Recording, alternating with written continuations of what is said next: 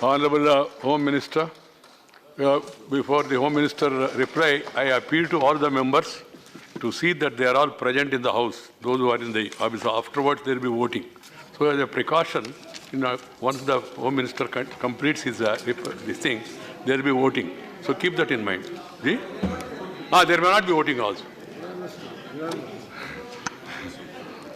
माननीय सभापति महोदय, System I am explaining. Please, Minister.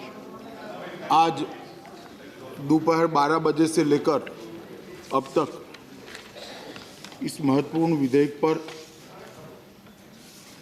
44 अलग-अलग सांसदों ने अपने विचार इस बिल पर रखे हैं।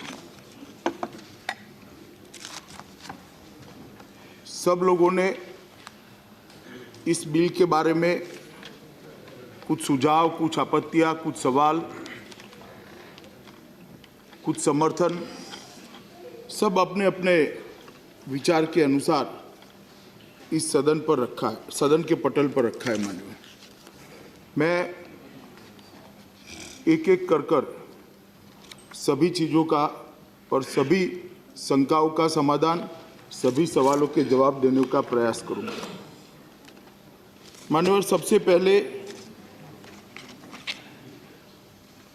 कुछ सम्मानित सदस्यों ने आर्टिकल 14 का हवाला दिया, संविधान के अलग अलग आर्टिकल को कोट कर ये बिल गैर संवैधानिक है, ऐसा अपना विचार व्यक्त किया। कुछ सदस्यों ने ये बिल लाने की जरूरत क्या थी, ये भी सवाल खड़ा किया। कुछ सदस्यों ने ऐसा भी कहा कि ये बिल पॉलिटिकल एजेंडा के तहत लाया जा रहा है, इससे भेदभाव होगा, ऐसा भी अपना विचार व्यक्त किया। मैं एक के बाद एक सभी चीजों का जवाब दूंगा, मगर पहले थोड़ी पृष्ठभूमि बताना चाहता हूं, जिससे कि बहुत सारे सवालों और शंकाओं का समाधान एक पृष्ठभूमि के कारण ही होता है। मान्यवर, ये बिल कभी न लाना पड़ता, इस हाउस को इस बिल पर बहस कभी न सुननी पड़ती, ये बिल कभी भी भारत के कानूनों की सूची में सुधार कभी न आता अगर इस देश का बंटवारा न हुआ होता। ये बिल आज लाना पड़ रहा है क्योंकि इस देश का बंटवारा हुआ और बंटवारे के बाद जो परिस्थितियां उत्पन्न हुई उसको एड्रेस करने के लिए, उसके समाधान के लिए बिल लेकर आज मैं इस सभागृह के सामने उपस्थित हुआ हूं। और शायद कोई सरकार पहले इसका समाधान निकल लेती तो भी मुझे आज ये बिल लेकर नहीं आना पड़ता, मगर मान्यवर सरकारें ऐसे चली है कि समस्याओं के साथ दो दो हाथ करने की जगह सरकार चलाते रहो, इस प्रकार से सरकार चली है। मैं आज देश की जनता के सामने आपके और इस सदन के माध्यम से स्पष्ट करना चाहता हूं कि नरेंद्र मोदी सरकार सिर्फ सरकार चलाने के लिए नहीं आई है, देश को सुधारने के लिए, देश की समस्याओं का समाधान करने। मुझे भी मालूम है मान्यवर, कंट्रोवर्सी होगी, हो रही है। हमें क्या थी, 5 साल के लिए हमारे पास मैंडेट था, हम भी सालों तक जिस तरह सबने सत्ता का सुख भोगा हम भी भोग सकते थे। कल कौन सा चुनाव है मान्यवर, कौन से कल इसका राजनीतिक फायदा उठाना है? चुनाव 4.5 साल के बाद है, मगर देश की समस्याओं को कितने साल तक टालते रहेंगे, लटकाते रहेंगे और समस्याओं को क्यूमुलेटिव इफेक्ट में बड़ी करते रहेंगे। जो सत्ता पर रहे सबको मैं कहना चाहता हूं, आज रात को रूम में अंधेरा रखकर अपने आत्मा के साथ संवाद करिए। अगर ये बिल 50 साल पहले ला दिया होता तो आज परिस्थिति इतनी न बिगड़ी होती। और मान्यवर, मैं इसलिए कहना चाहता हूं, हंसना बहुत सरल है, हंसने की छुट्टी भी है। सभापति महोदय रोकते नहीं हंसने से, परंतु इतना याद रखिएगा, जब हंसते हैं तब एक करोड़ों पीड़ित लोग भी आपको देखते हैं कि हमारी पीड़ा पर हंस रहे हैं। हमारी पीड़ा पर हंस रहे हैं, वो करोड़ों लोग देख रहे हैं, वो भी जरा याद रखिए। मान्यवर, विभाजन सिर्फ नहीं हुआ, मैं फिर से आज कहना चाहता हूं, श्रीमान कपिल सिब्बल जी और आनंद शर्मा जी के टोकने के बाद भी, कि विभाजन धर्म के आधार पर हुआ और ये सबसे बड़ी भूल थी, और ये भूल के कारण आज मैं इस बिल को लेकर यहां पर उपस्थित हुआ हूं। अगर इस देश का विभाजन ना होता और धर्म के आधार पर ना होता तो ये कभी भी लेकर नहीं आना पड़ता। और मान्यवर कहते हैं,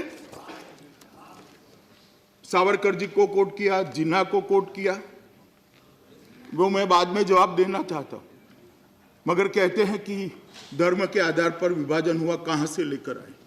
मान्यवर, मैं उनके ही नेता, देश के प्रधानमंत्री जवाहरलाल नेहरू जी के एक समझौता किया था, नेहरू लियाकत अली समझौता 1950 में दिल्ली में हुआ, जिसको दिल्ली समझौते से भी जाना गया। मान्यवर, 8 अप्रैल 1950 को दोनों देश के प्रधानमंत्री के द्वारा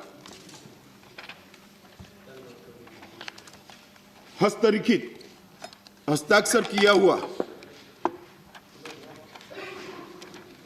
ये समझौता, उसकी पहली बात है कि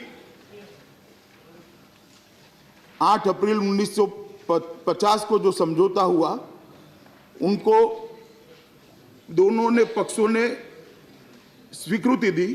अल्पसंख्यक समुदाय के सदस्य बहुसंख्यकों के साथ अपने देश में सार्वजनिक जीवन में भागीदारी, राजनीतिक अथवा अन्य कार्यालय का पद ग्रहण करने तथा अपने देश की सिविल तथा सशस्त्र बलों में सेवा करने का समान अवसर दिया जाएगा।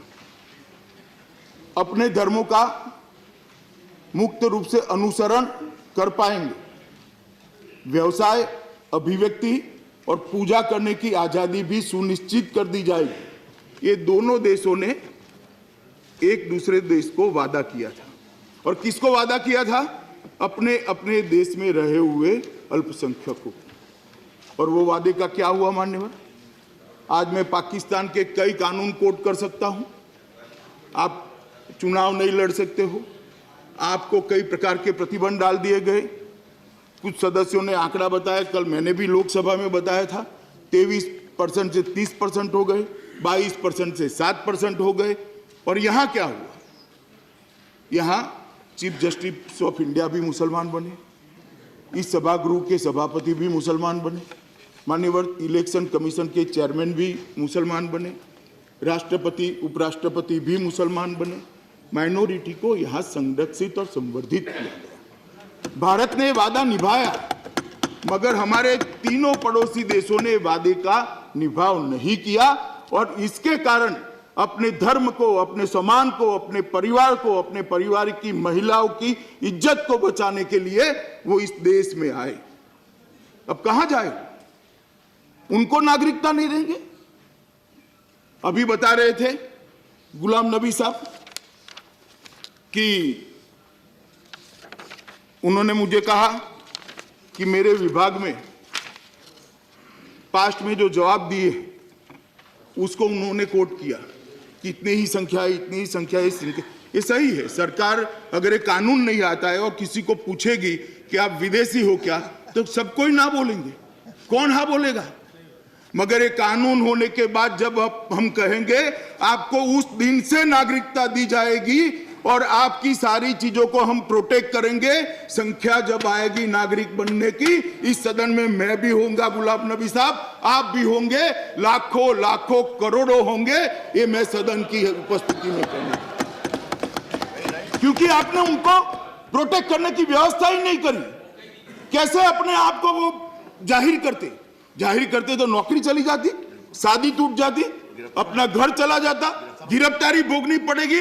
आज नरेंद्र मोदी जी जो बिल लेकर आए हैं, इसमें निर्भीक होकर वो कहेंगे हाँ हम शरणार्थी है, हमें नागरिकता दीजिए, और उनको रिट्रोस्पेक्टिव इफेक्ट से नागरिकता देने का प्रोविजन हम लेकर आए।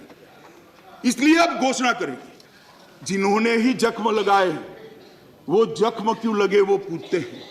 आपके कारण ही, आपकी सरकारों के कारण ही वो घोषित नहीं कर पाए कि मैं शरणार्थी हूं, विदेश से आया हूं। और आज आप ही सवाल पूछ रहे हो। मुझे तो बड़ा आश्चर्य होता है और उन लोगों को भी आश्चर्य होता है कि जिनके कारण आज ये नर्क की यातना हम झेल रहे हैं, वो हमें पूछ रहे हैं भला तुम भारत के नागरिक नहीं हो क्या? इतने भोले बन गए, इतने अनजान बन गए, आंख कान सब बंद कर दिए, उनका अंतर्नाद, इनकी चीखें सुनाई नहीं पड़ती आपको? लाखों करोड़ों लोग आज तक चित्कार चित्कार कर कह रहे हैं हमारे साथ अन्याय हुआ, मगर नहीं किया।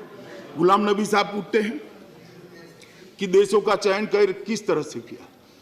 गुलाम नबी साहब पहली बार में नागरिकता के अंदर संशोधन लेकर नहीं आए, कई बार हुआ है और कई बार इस देश ने नागरिकता दी है। जब श्रीलंका के लोगों को दी नागरिकता, श्रीलंका से आए हुए लोगों को दी, मैं पूछ सकता हूं भला कि उस वक्त बांग्लादेशियों को क्यों नहीं दी? जब युगांडा से लोग आए उनको नागरिकता दी, मैं पूछ सकता हूं भला कि बांग्लादेश और पाकिस्तान के वालों को क्यों नहीं? मैं अब ऐसा कहूं क्योंकि हिंदू थे इसलिए आपने नहीं दी? ऐसा नहीं होता है। एक एक समस्या को एड्रेस किया गया अलग। मैं नहीं कह रहा हूं आनंद शर्मा जी, आप दुखी मत हुइए, मैं ऐसा नहीं करूंगा, मैं ऐसा कह भी नहीं रहा हूं। मैं ये कह रहा हूं कि जब लंका की समस्या हुई तब लंका की समस्या को एड्रेस करने के लिए कानून लाए, एक प्रोविजन किया जो सिर्फ लंका से आए हुए शरणार्थियों को एड्रेस किया। युगांडा से जब लोग आए, मिस्टर वाइको साहब, जब युगांडा से लोग आए तब युगांडा की समस्या को एड्रेस करने के लिए हमने किया तो सिर्फ युगांडा का किया। आज सिर्फ भारत की भूमि सीमा से जुड़े हुए ये 3 देशों की धार्मिक लघुमती जो शरणार्थी बनकर आई है उसी को एड्रेस करने के लिए बिल लाए हैं, इसीलिए 3 देशों का जिक्र है। वरना जब इंदिरा जी ने बांग्लादेश के सारे शरणार्थियों को 71 में स्वीकारा तो उस वक्त लंका वाले को क्यों नहीं स्वीकारा भाई? हमने इरादों पर शंका नहीं करी। जो समस्याएं होती है वो हल करने का प्रयास करते हैं, तब वही समस्या का समाधान होता है। इसको राजनीतिक कपड़े नहीं पहनाना चाहिए, राजनीतिक दृष्टिकोण से नहीं देखना चाहिए। और अब कह रहे गुलाम नबी साहब कि आप ध्यान बंटवाने के लिए आए हैं। गुलाम नबी साहब, हमें ध्यान बंटवाने की कोई ज़रूरत नहीं है। आप तो बड़े पुराने अनुभवी सांसद हो। ये बिल 1915 में हम लेकर आए थे, स्टैंडिंग कमेटी में गया, ज्वाइंट कमेटी, 2015 में लेकर आए, बाद में ज्वाइंट कमेटी में गया, पार्लियामेंट ने पारित किया, राज्यसभा में नहीं करने दिया तो अटक गया था। उस वक्त क्या ध्यान बटाने की जरूरत थी? 2015 में कोई ध्यान बटाने की जरूरत नहीं है। हम चुनावी राजनीति अपने दम पर लड़ते हैं, हमारे नेता की लोकप्रियता पर लड़ते हैं और जीतते हैं, मगर देश की समस्याओं का समाधान करना ये हमारा काम है और हम मानते हैं सरकारों का ये दायित्व है और वो हम करते हैं। और जब देश की समस्याओं का समाधान करते हैं तब उसको कहते हैं कि आप ध्यान हटाना चाहते हो। मैं मानता हूं ये ठीक नहीं है। मान्यवर, मैं फिर से लियाकत नेहरू समझौते पर आता हूं। लियाकत नेहरू समझौता होने के बाद सभी देशों के संविधान बने। समझौता समझौतों की जगह रहा, फाइलों में रहा। संविधान कैसे बने? अफगानिस्तान का संविधान, आज मैं इसके एक अनुच्छेद 2 को पढ़ना चाहता हूं। पवित्र धर्म इस्लाम, इस्लामिक रिपब्लिक ऑफ अफगानिस्तान का धर्म है, मतलब वो राज्य देश का घोषित धर्म इस्लाम है। बांग्लादेश, शेख साहब ने तो ठीक ही बनाया था, 77 और 88 में बदला गया और अनुच्छेद 2 क में लिखा गया रिपब्लिक का राज्य धर्म इस्लाम है। Pakistan, Islamic Republic of Pakistan के अनुच्छेद 2 में लिखा पाकिस्तान का राज्य धर्म इस्लाम है। अब मैं ये इसलिए बताना चाहता हूं कि तीनों देश हमारे देश की भौगोलिक सीमा से सटे हुए हैं।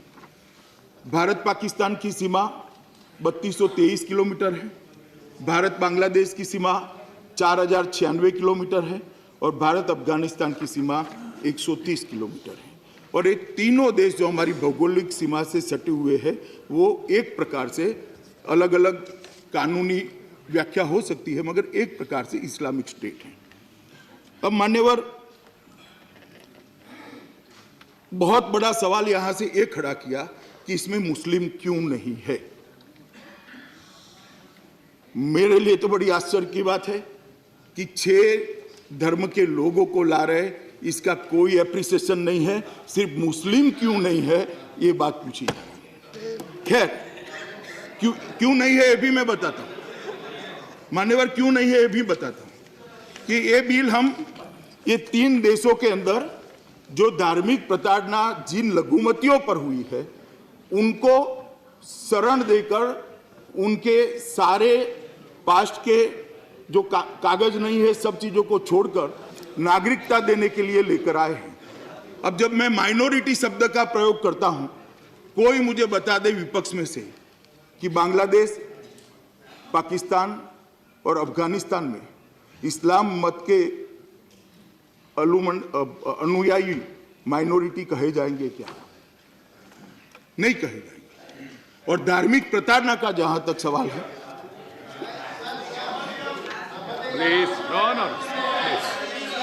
मान्यवर, जहां तक धार्मिक प्रताड़ना का सवाल है, जब राज्य का धर्म ही इस्लाम है, राज्य का धर्म ही जब इस्लाम है, तब इस पर प्रताड़ना होने की संभावना बहुत कम हो जाती है। अब बैठ जाए ना, मान्यवर, बाद में बताइए, बात जाके बाद में बताइए जाके प्लीज। मान्यवर, जब राज्य का धर्म ही इस्लाम है तब इस्लाम के अनुयायियों पर प्रताड़ना होने की संभावना बहुत कम हो जाती है। और अगर फिर भी किसी को एप्लीकेशन करनी है तो करने का कानून में प्रावधान है और उनको नागरिकता दे भी रहे हैं। हमारे 5 साल के अंदर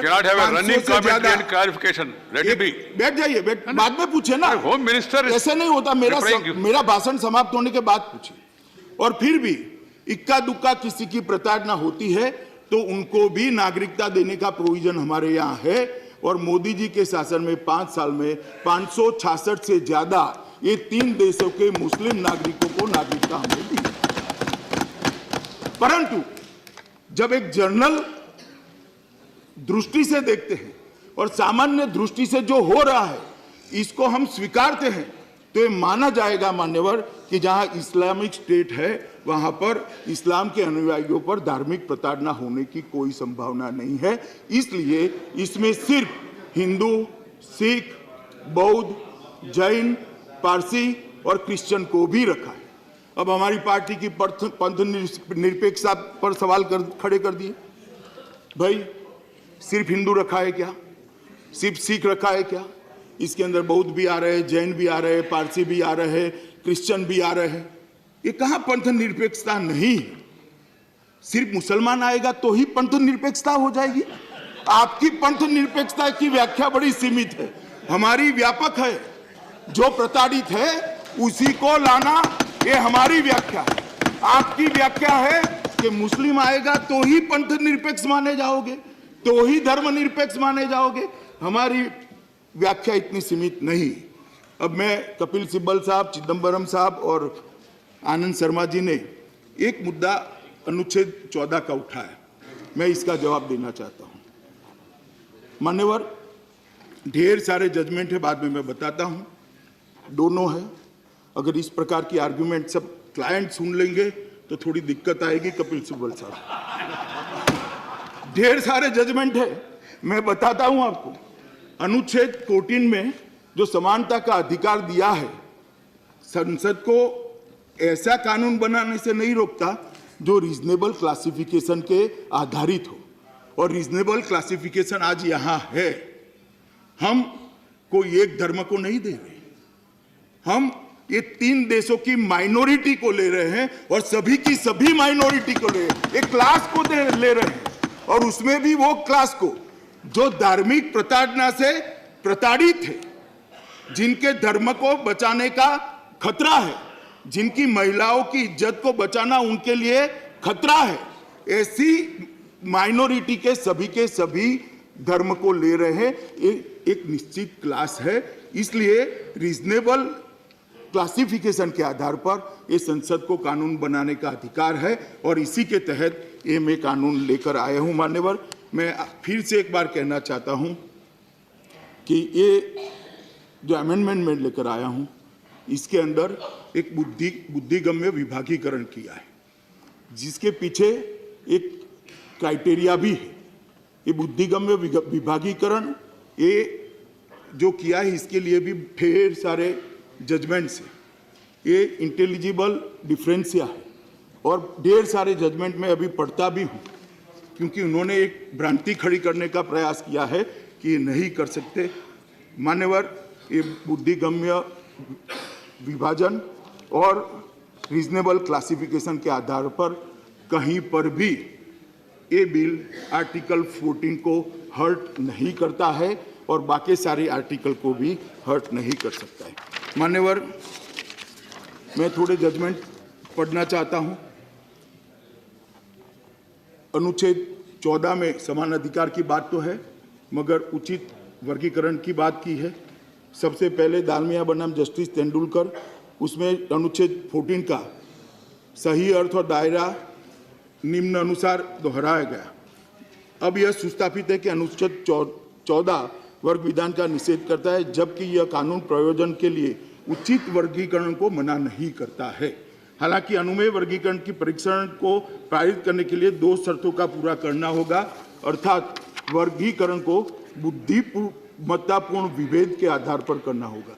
तो ये दोनों रिक्वायरमेंट यहाँ पर सेटिस्फाइड होती है। इसके बाद ढेर सारे जजमेंट है। नवतेज सिंह जौहर बनाम भारतीय संघ का जजमेंट है, जिसमें उचित भिन्नता को स्वीकार किया गया। मान्यवर, इसके बाद पेरिंस एग्रोटेक प्राइवेट लिमिटेड बनाम भारतीय संघ का जजमेंट है। इसमें भी इसको सीरीज ऑफ जजमेंट है मान्यवर, जिसमें आर्टिकल 14 को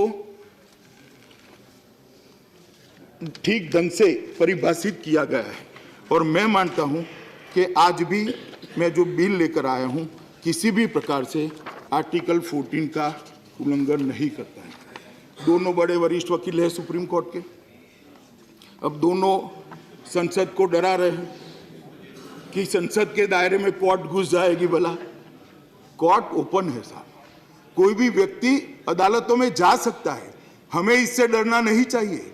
हमारा काम अपनी विवेक बुद्धि से कानून बनाना है और जो हमने किया है, और मुझे विश्वास है कि कानून अदालत में भी सही पाया जाएगा। और मैं तो कहता हूं कि आप दोनों जरा उस वक्त आर्ग्यूमेंट करने के लिए वहां जाएंगे तो कोर्ट भी आपको बताएगी कि क्या ठीक है। मान्यवर, कांग्रेस पार्टी मान्यवर अजीब प्रकार की पार्टी है, सत्ता में होती है और अलग अलग भूमिका में उनके अलग अलग सिद्धांत होते हैं। हम तो 1950 से कहते हैं कि धारा 370 नहीं होनी चाहिए, कभी हमने इसमें कंफ्यूजन कोई नहीं करा।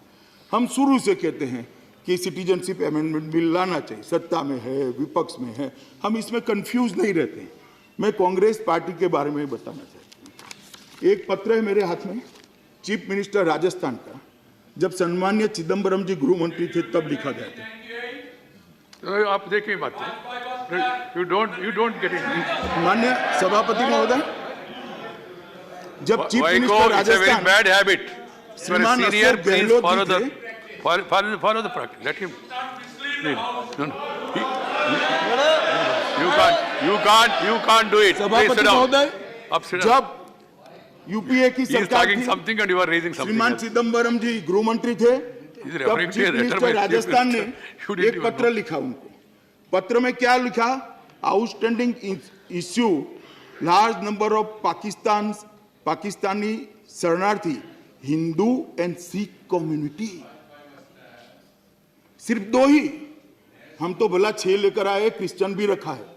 और उनको एक रियायत देने के लिए राजस्थान की बॉर्डर पर जो आए हैं, और कांग्रेस पार्टी ने मान्यवर 2 बार रियायत दी है और 13,000 लोग ये रियायत के आधार पर, ये 2 ही धर्म के, दिग्विजय सिंह सुन ले जरा, ये 2 ही धर्म के 13,000 लोग नागरिक बने। मगर वो नहीं दिखाई पड़ेगा, क्योंकि कांग्रेस जो करेगी वो तो सारा सेक्युलरिज्म है, सारा सेक्युलरिज्म, जो करो वो कोई आपत्ति नहीं है।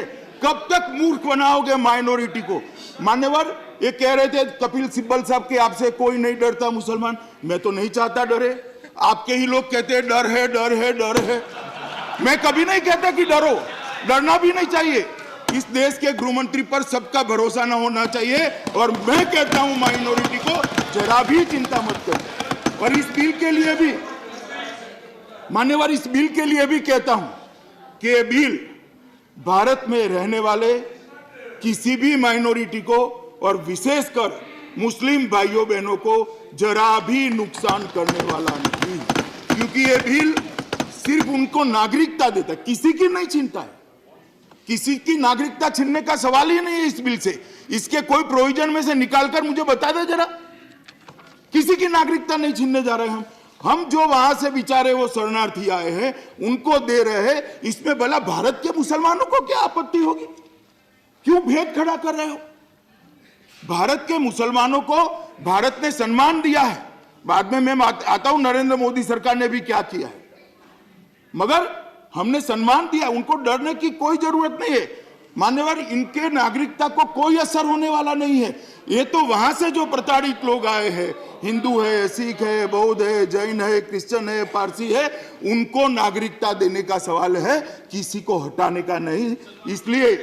इसलिए मेहरबानी कर पॉलिटिक्स करिए, परंतु पॉलिटिक्स कर देश में भेद खड़ा नहीं करना चाहिए। मैं आज मन से आपको अपील करना चाहता हूं, ये बड़े संवेदनशील मामले होते हैं और ये जो आग लगती है वो अपने ही घर को जलाती है, इसलिए इस आग से किसी ने खेलना नहीं चाहिए।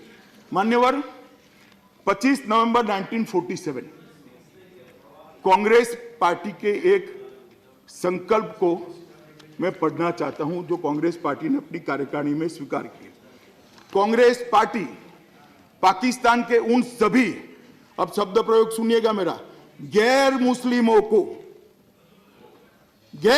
मैं तो गैर मुस्लिम भी नहीं कहा, ऐसा कहा कि हिंदू, सिख, कांग्रेस पार्टी पाकिस्तान के उन सभी गैर मुस्लिमों को पूर्ण सुरक्षा देने के लिए बाध्य है जो उनके जीवन और सम्मान की रक्षा करने के लिए सीमा के उस पार से भारत में आए हैं या आने वाले हैं।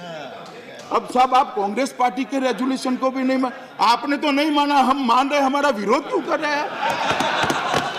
मैं सोर्स कहता हूं, भारत का स्वतंत्रता संघर्ष, selected document and sources by Jagdish Sharan Sharma, volume 3, पृष्ठ नंबर 835, पार्लियामेंट की लाइब्रेरी में है, निकाल कर जरा कर लेना। दूसरा, बैठिए जरा। दूसरा, महात्मा गांधी जी, जिसको इस देश का हर नागरिक मानता है, हर नागरिक मानना भी चाहिए, हम भी मानते हैं, हम भी मानते हैं। उन्होंने कहा था 26 सितंबर 1947 में एक प्रार्थना सभा में माइक में खुलेआम यह घोषणा की, पाकिस्तान में रह रहे हिंदू और सिख, सिर्फ हिंदू और सिख, दिग्विजय सिंह जी, सिर्फ हिंदू और सिख, यदि वे वहां नहीं रहना चाहते, वो निसंदेह भारत आए, भारत सरकार का दायित्व है उनको स्वीकार करना। इस मामले में न सिर्फ स्वीकार करना, उनको रोजगार देना, मताधिकार देना, उनके जीवन को सुखकर बनाना, ये भारत सरकार का प्रथम कर्तव्य है। ये महात्मा गांधी ने कहा है और इन्होंने सिर्फ हिंदू और सिख कहा है। सिर्फ आपको जो वो मुस्लिम चिपक गया है इसलिए कह रहा हूं, ये बाद में चिपका है, जरा पहले नहीं था ऐसा। पहले समस्याओं को धर्म के आधार पर नहीं, मुसलमान की भी समस्या है तो उसका समाधान निकालेंगे भाई, मगर आज समस्या हिंदू, बौद्ध, सिख, जैन, पारसी और ईसाई के लिए है तो उसका समाधान निकाल रहे हैं, इसमें आपत्ति कैसे हो सकती है? मान्यवर, मैं फिर से, कई सदस्यों ने कहा है, डॉक्टर मनमोहन सिंह बड़े वरिष्ठ सदस्य, देश के पूर्व प्रधानमंत्री यहां बैठे, उन्होंने भी इसी सदन में कहा था, विपक्ष के नेता और असम के सदस्य डॉक्टर मनमोहन सिंह ने कहा, महोदया, जब मैं इस विषय पर बात करता हूं तो मैं हमारे देश के विभाजन के बाद शरणार्थियों के प्रति बर्ताव के बारे में बताना चाहूंगा।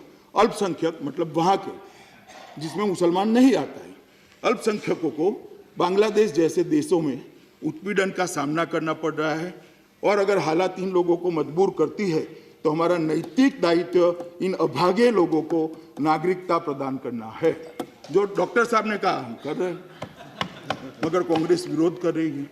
मान्यवर, ये जो बेंचेस चेंज होती है और अप्रोच बदलता है, मैं नहीं मानता। अभी बड़े बड़े आवाज से हमारे सम्मानीय सदस्य डेरेक ओब्रायन जी कहते थे, ममता बनर्जी ने लोकसभा में 4/8/2005 को कहा, बंगाल में घुसपैठ अब आपदा बन गई है।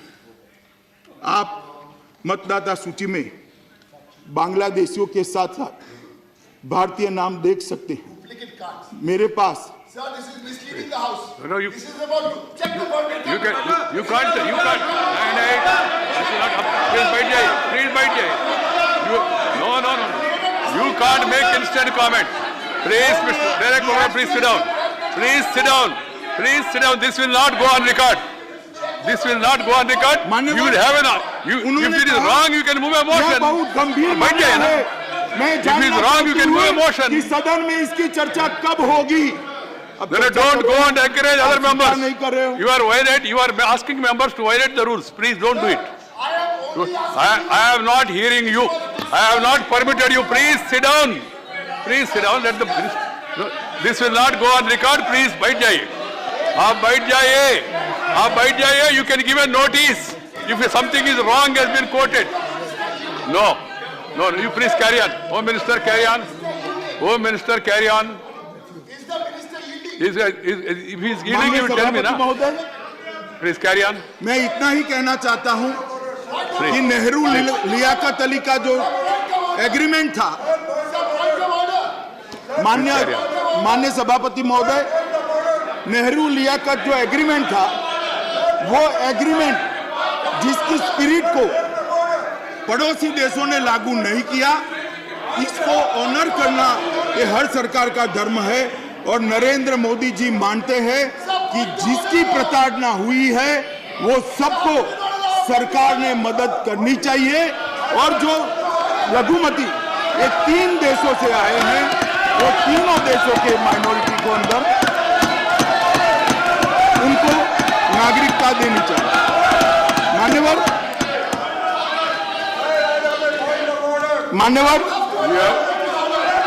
Point. First create order. Then I will hear you.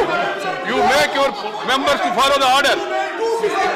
You are not allowing your own leader. आप बैठ जाइए. आप बैठ जाइए. Let him quote the rule. No. मान्यवर, You can't do it like this. You can't do it. I will not allow.